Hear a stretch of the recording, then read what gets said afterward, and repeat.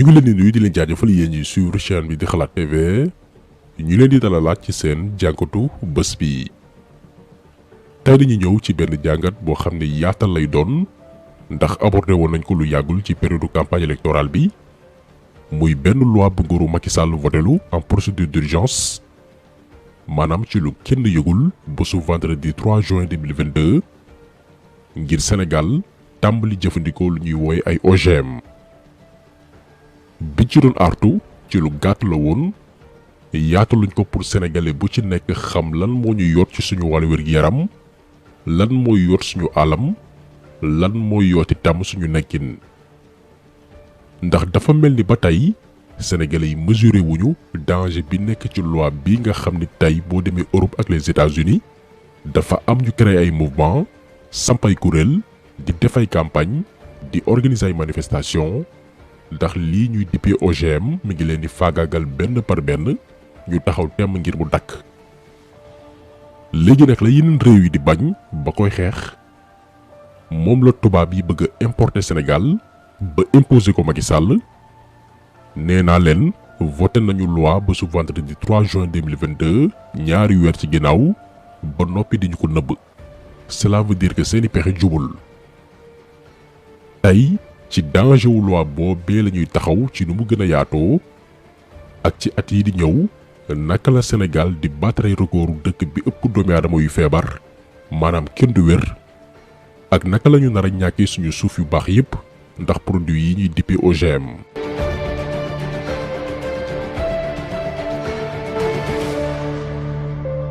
dañuy taxaw d'abord ci lan mooy OGM lu muy tekki ak naka lay fonctionner. OGM mi ngi signifier organisme génétiquement modifié umpalewu leen ni mbooleem li yàlla bind doomi aadama rabu àll luy naaw mbaa luy féey ba ci garab yi dafa am lu leen yàlla moo ñaalee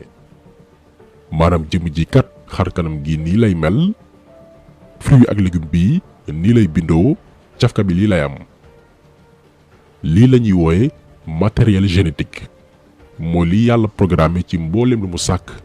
muy lu naturel lu dara raxul léegi nag ci ñooñee yàlla sàkk daf ci am kenn koo xamante ni moo ci gën a sopp muy doomi aadama moom alaa kulli haal nee na moom du yam fi ñu ko yamloo faa mu dañ kumpa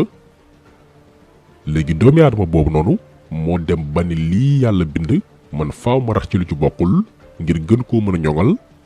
ndax jàpp na ni le monde est perfectible damay dugg laboratoire jël ci yooye yàlla bind amal ci ay modification ay coppite ci lañ jël par exemple benn xeetu jën bu ñu naan saumon jën la boo xam ni bu demee ba mat maanaam toll ci 18 mois fukki weer ak juróom-ñett du weesu 33 centimètres poids am aussi du romb 1 kilo 300 noonu la ko yàlla bindee léegi doomi aadama ci sobam fexe na ba modifier xeetu jën bi ca ba muy nekk tout tànk ba ci diiru 18 mois jën bi am taayu 61 centimètres poids am yegg ba 3 kilogrammes lu tax parce que dañoo soppi matériel génétique am ni muy màggee moo tax da ngay gis ñaari xeetu jën yi bii mooy ëpp beneen bi te moonte ñoo maase ñoom ñaar ñëpp fukki weer ak juróom-ñett la ñu am parce que bii poisson naturel la bale jën bu ñu raxlu ci bokkul la lii la ñuy wooye OGM organisme génétiquement modifié nit mooy dugg ci laboratoire gis ni lii ni ko yàlla bindee doyuma damay def samay propre manipulation ngir jox ko beneen xarkanam waaye yàlla ci màndoom dafa naan tekk di seetaan doomi aadama muy def li ko neex di ko xaar nag ca cappaandaw ga maanaam les conséquences njeexital yi pour won ko ni man lu ma def du hasard te daañ ci ñëw ak ay exemple ci vidéo bi maanaam lan moo tax doomi aadama war a maandu ci biir yàlla ak ñàkk cee maandu lu mu ko mën a jural.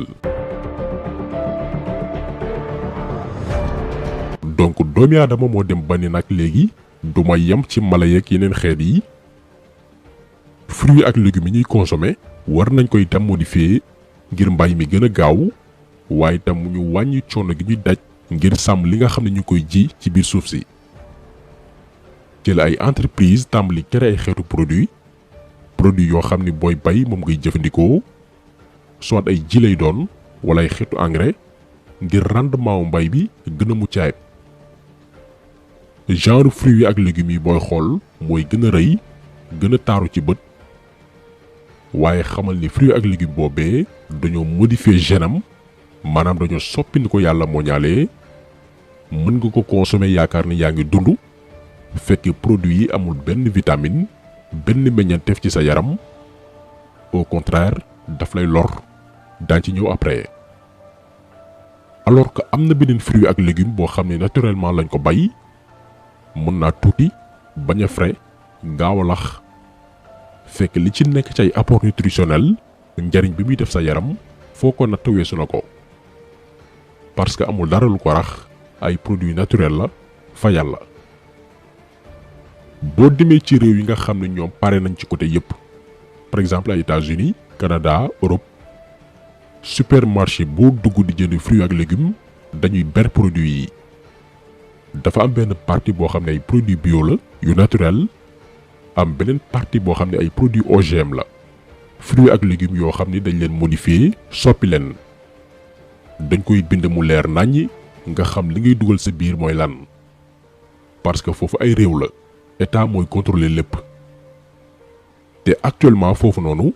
consommateurs yi dañoo tàmbali boycotter produits OGM yi di def campagne ci supermarché yi pour sensibiliser bépp consommateur ci njeexital yu bon yi mu mën a def seen yaram. léegi nag entreprise yi koy produire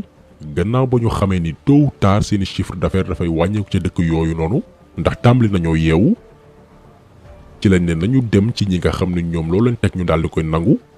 réewu Afrique yi nga xam ne amul contrôle lu ñëw dugg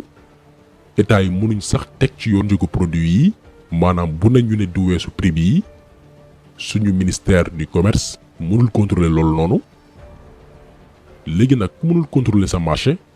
naka ngay caytoo yan produit ñooy OGM ak yan ñoo ko doonul maanaam ak loi bii ñu voté lu ñoo ubbi marché bi te parewuñu noppeeguñu dañoo jël sénégalais yi exposé leen ci danger boo xamante ni ci conséquences yi la ñuy ñëw.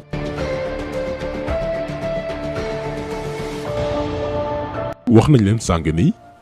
doomi aadama bés bu sobee bay dugg ci programme yàlla suñu borom danaan tekk di ko seetaan ba noppi jox ko une bonne leçon ndax yàlla du juum lu mu def am na lu ko waral. ci suñu environnement yàlla dafa def mbindeefam yi di dund sous forme de complémentarité maanaam di mottalante. lan moo tax àll bi naat parce que bu weesoo taw beeg yeneen phénomènes yi neefere yi rabu àll yi di tuur dafay am njeexital ci garab yi dafa bokk ci li tax garab yooyu di dund te même rabu àll yooyu noonu ñooy ñëwaat di ko jariñoo. garab yooyu tamit di ñu may oxygène ñun doomi aadama ñuy noy air pur. nga jël suuf si daf ci am ay xeetu melentaan mbaa ay walax jaan yoo xam ne daf koy dundal ngir fruits ak légumes boo ci bay mu meññi. ba ci yenn xeetu ñax yi nekk ci tool yi dafay tax suuf si bañ a bekkoor ba noppi di protéger wala yeneen garab yi. lii la ñuy wooy biodiversité maanaam ni mbindeefu yàlla yi di mottalante ci alam gi. léegi nag bu doomi aadama sobee ba tàmbali utiliser ay produits OGM ngir yàkkamtee bay lu bari di produire lu takkoo takku produits OGM yooyu dafay rey mboolem li doon dundal environnement bi walax jaaneek yenn xeetu melentaan yi daan dundal suuf si produit OGM yi da koy rey yenn xeetu ñax yi doon protéger bërëb bi ngay bayee produit OGM yi da leen di faagaagal également. ba ci yamb yi nga xamante ni dañuy naatal tool di dundal yenn plante yi produit OGM yi daf leen di rey benn par benn. moo tax OGM fuñ ko yàgg jëfandikoo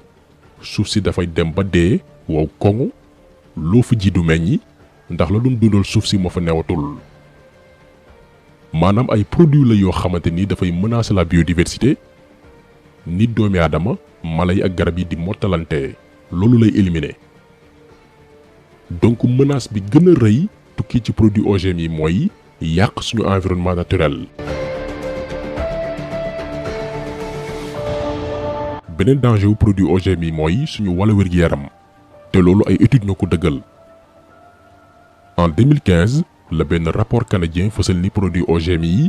képp ku koy jëfandikoo jàppal ni feebaru cancer mi ngi la yot. ci même année boobu noonu la benn femme baykat porté plainte benn ci entreprise yi koy defar muy Monsanto ndax daf ci amee woon benn feebar buñ naan lymphome endocrinien benn xeetu cancer la buy atteindre deretu doomi aadama.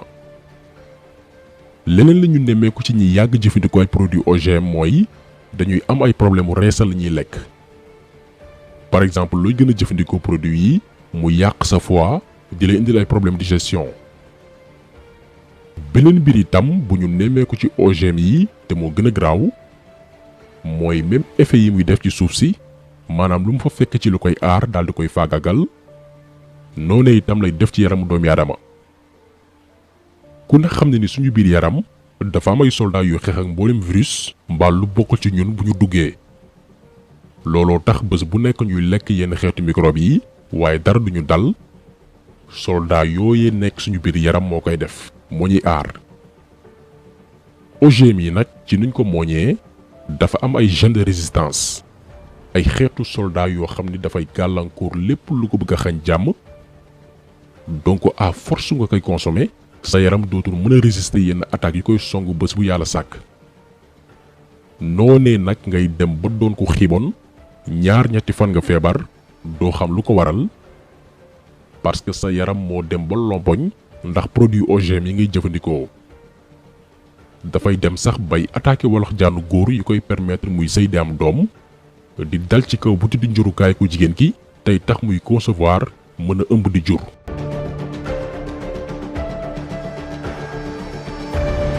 léegi nag genre produit yi nga xam ne yeneen réew yi sax tàmbali nañ di ko boycotté ndax xam conséquences yi ñu nekk bañ na ko ba Sénégal le 8 juillet 2009 jamono Maître Wade dañoo voté woon benn loi ngir bu kenn dugal yi la xeetu produit suñu réew ndax xamoon nañ ne musiba naaru laay la. bésu àjjuma 3 juin 2022 Macky Sall làqut ak Abdou Karim Sall di ministre bi war a sàmm suñu environnement. bu ngeen fàttalikoo mooy ki sàccoon suñu gazelle oryx yi dibi ko warax ko ci benn ngoon juste pour wàlle nit ñi ñoo raw ay vampire ñu daldi abrogé maanaam dàq loi 2009 bi doon aaye OGM yi ne léegi Sénégal dafay tàmbali utiliser yi les genre produits yi. amul débat yëgaluñu waajuluñ population sénégalaise bi xamal leen lii mooy lan ku ne joxe ci sa xalaat mu doon un débat national bu sérieux. Macky Sall moo toog ci ruqam parce que société étrangère yi defar produit OGM yaa ko teg pression ndax seeni mbir doxatul en Europe ak les États-Unis léegi ñu bëgg a daw làq ñun suñu réew yi Afrique Macky Sall bokk ci président africain yi ko jëkk nangu. kon premier noonu Sénégal mooy Macky Sall yàgg nañ ko wax te lii da koy dellu dëggal. Macky Sall bëggul Sénégal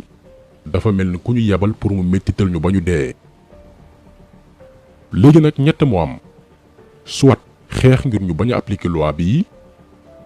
wala ñu nangu te xam ne kenn dootul wér ci réew mi